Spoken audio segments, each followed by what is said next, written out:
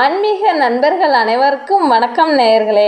இந்த பதிவில் 11வது ராசியான கும்பராசி அன்பர்களுக்கு இந்த வாரத்தின் கிரக நிலைகள் எப்படி அமையும், அதன் மூலம் உங்களுக்கு உண்டாகக்கூடிய மாற்றங்கள் என்ன, அதாவது நீங்கள் நினைத்த விஷயங்கள்லாம் நடக்குமா நடக்காதா, பாதகமாக என்ன வரும், சாதகமாக என்ன நடக்கும், பாதகமான விளைவுகளிலிருந்து தப்பிக்கவும் சாதகமான பலன்களை தக்க வைத்து கொள்ளவும் என்ன செய்ய வேண்டும் என்பது பற்றி முழுமையான தகவல்களை சொல்லியிருக்கிறோம்.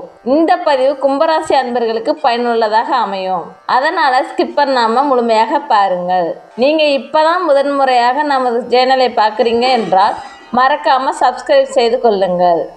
கும்பராசியில் அவிட்டம் 3, 4ஆம் பாதங்கள், சதயம், பூரட்டாதி 1, 2, 3ஆம் பாதங்கள் ஆகிய 3 நட்சத்திரங்கள் அடங்கியுள்ளன. இந்த 3 நட்சத்திரக்காரர்களுக்கும் இந்த வாரத்தில் அமைந்திருக்கக்கூடிய கிரக நிலைகள் எப்படி இருக்கும், அவை என்ன மாதிரியான மாற்றங்களை தரும், அந்த மாற்றங்கள் தான் இந்த வாரம் முழுவதும் ஏற்படக்கூடிய செயலை நிர்ணயிக்கக்கூடிய வகையில் அமையும். அந்த நிலைகள் எப்படி இருக்கும், இதன் மூலம் வரக்கூடிய பிரச்சனைகளை நாம் எப்படி எளிய முறையில் தீர்த்து கொள்ள முடியும் என்பதை விரிவாக பார்க்கலாம். கும்பராசி என்றாலே எந்த ஒரு விஷயத்தையும் திறம்பட செய்து காட்டக்கூடியவர்கள் ஆவார்கள். ஜாதகத்தில் குறிப்பிடக்கூடிய 12 ராசிகளுமே பொதுவாக நவக்கிரகங்களின் ஆதிக்கத்திற்கு உட்பட்டவையே ஆகும். அந்த வகையில் ஜாதகத்தில் உள்ள கட்டத்தில் 12 ராசிகளில் இந்த கும்பம் 11வது ராசியாக வருகிறது. இந்த ராசியின் அதிபதி நவக்கிரகங்களுக்கே நீதி தேவனான சனி பகவான் தான். இந்த கும்ப ராசியில் இருக்கும் நீங்கள் உங்கள் வாழ்க்கையில் பொருளாதார ரீதியாகவும் குடும்ப ரீதியாகவும் தொழில் முன்னேற்ற ரீதியாகவும் வலிமை பெறவும், நல்ல ஒரு முன்னேற்றம் வரவும், எந்த ஒரு தீமையும் உங்களை நெருங்காமல் இருக்கவும் ஒரு எளிய பரிகாரத்தை நீங்கள் செய்ய வேண்டும். அந்த பரிகாரம் என்ன என்பது பற்றி நாங்கள் உங்களுக்காக இந்த பதிவில் சொல்லியிருக்கிறோம்.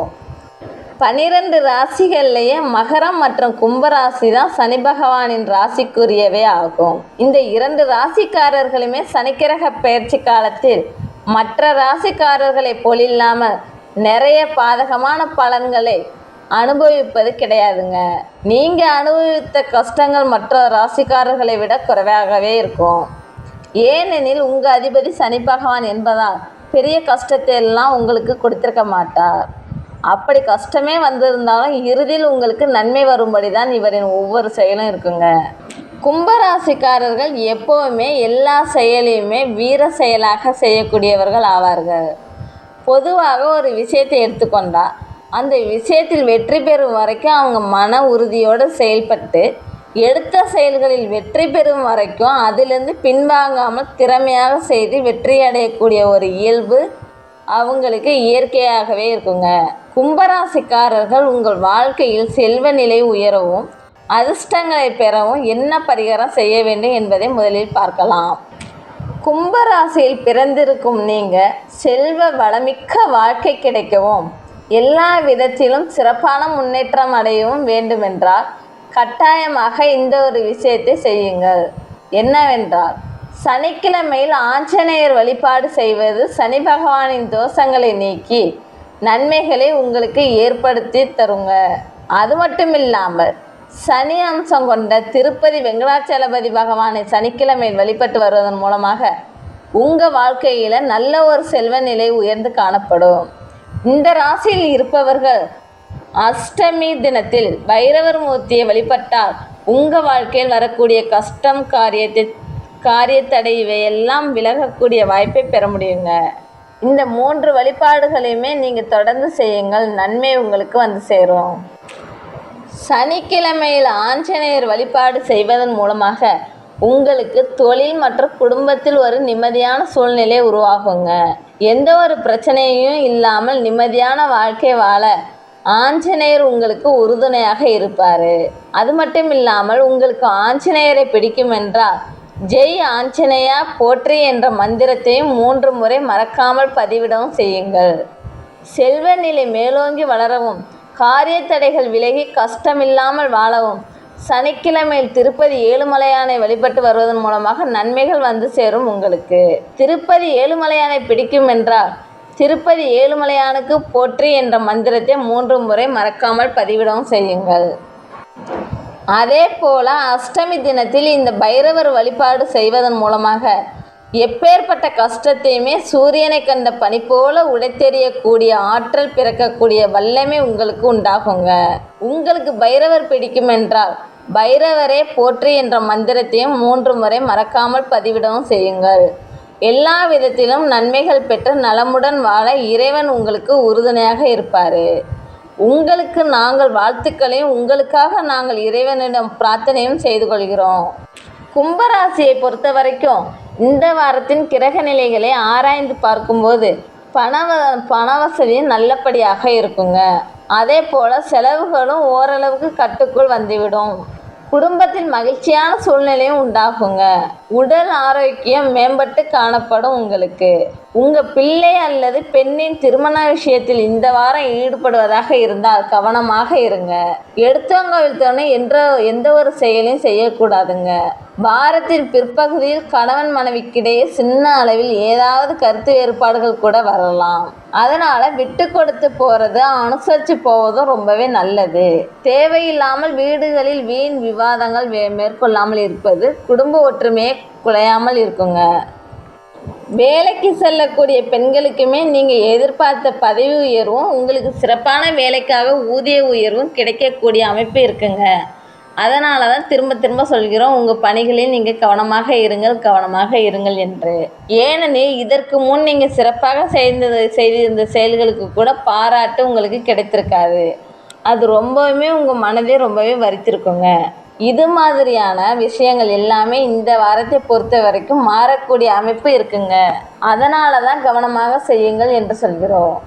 பண விஷயத்தை பொறுத்த வரைக்கும் தொழில், வியாபாரம், குடும்பம் என்று எடுத்துக்கொண்டாலுமே பண விஷயத்தில் கவனமாக செயல்பட வேண்டும். யார் ஒருவரை நம்பி தேவையில்லாமல் கையெழுத்து போட்டு மற்றவர்களுக்கு கடன் வாங்கி தரும் விஷயத்தை மட்டும் நீங்கள் இந்த வாரம் கட்டாயமாக தவிர்க்க வேண்டும். இது உங்களுக்கு பல சிக்கல்களை கொடுத்து விடுங்க. நீங்கள் பெரிய அளவில் கடன் வாங்குவதாக இருந்தாலுமே யோசித்து செய்யுங்கள்.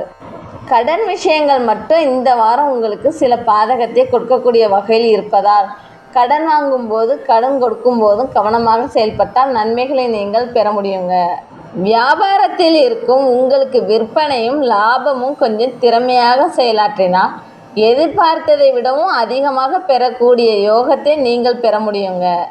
கடையை விரிவுபடுத்த வேண்டும் என்ற எண்ணம் இருந்தால் அந்த எண்ணத்தையும் மற்றும் கொஞ்சம் அடுத்த வாரத்திற்கு உங்கள் முயற்சிகளை தள்ளி போடுவது நல்லதுங்க. புதிய முதலீடுகளுக்கு இந்த வாரம் உகந்த பலன் கொடுக்குமா என்ற பார்த்தால் கொஞ்சம் குறைவாக தான் இருக்கும்.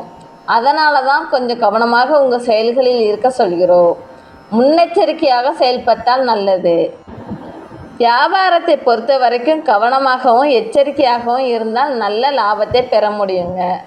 ஆனால் கடையை விரிவுபடுத்துவது அல்லது இருக்கும் இடத்தை விட்டு அடுத்த இடத்திற்கு மாறலாம் என்ற எண்ணம் இருந்தால் அந்த ஒரு விஷயத்தை மட்டும் நீங்கள் இந்த வாரம் ஆரம்பிக்காமல் இருப்பது ரொம்ப நல்லதுங்க. இருக்கும் இடத்திலேயே இருக்கட்டும். வரக்கூடிய வருமானம் உங்களுக்கு போதுமானதாக இருக்கும். அடுத்த வாரம் இதை பற்றிய விஷயத்தை எப்படி மேற்கொள்ள வேண்டும் என்பதை பார்க்கலாம்.